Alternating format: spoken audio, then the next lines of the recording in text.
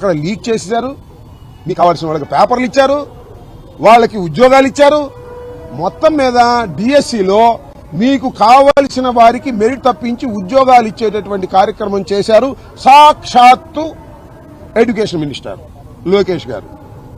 ఇంకోనైతే రాజీనామా చేసేవాళ్ళు. ఆయనేమో ముఖ్యమంత్రి గారి అబ్బాయి, కాబోయే ముఖ్యమంత్రి అని ప్రచారం చేస్తున్నారు. ఇంకోనైతే ఈ పాటికి తప్పించేసేవాడు చంద్రబాబు నాయుడు. కొడుకుని తప్పించలేడు కదా. మీరు చూశారు కదా, సెంటర్లో కేంద్ర మంత్రి రాజీనామా చేసి వెళ్లవలసిన పరిస్థితి ఏర్పడింది.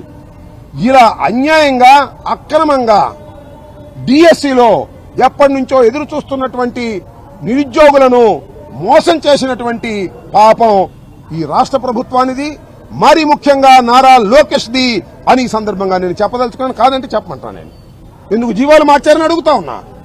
మీ వెసులుబాటు కోసం జీవాలు మార్చేసి మీకు కావాల్సిన వాళ్ళని నియమించుకుని మళ్ళా జీవాలు తీసుకొచ్చారు. ఇంతకన్నా దారుణం దేశ చరిత్రలో ఎప్పుడైనా జరిగిందా అని అడుగుతా ఉన్నా. తొలిసారిగా జరిగింది, అది లోకేష్ గారి నాయకత్వంలో జరిగింది. ఇది ఒకటి.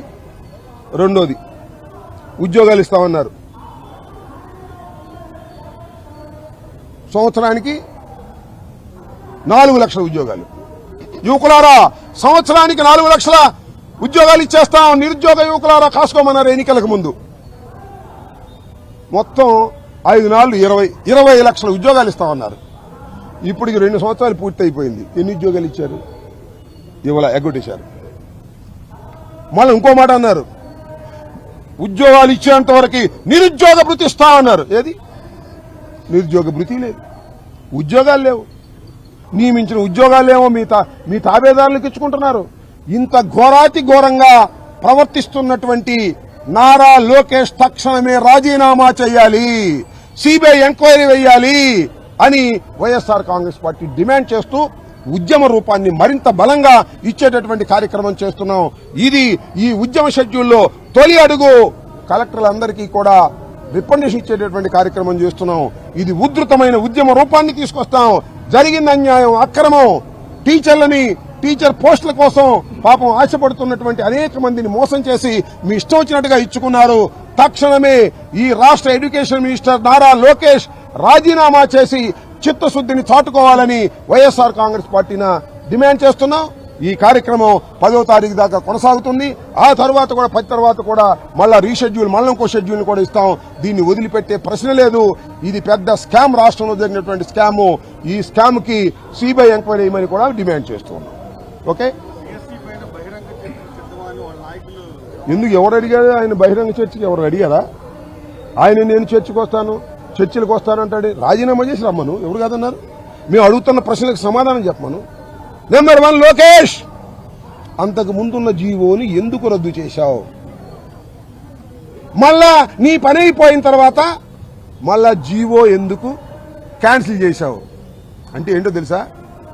ముందేమో డోర్ ఉంటుంది, వెనక ఒక డోర్ పెట్టారు. ఆ వెనక డోర్ ఓపెన్ చేశారు.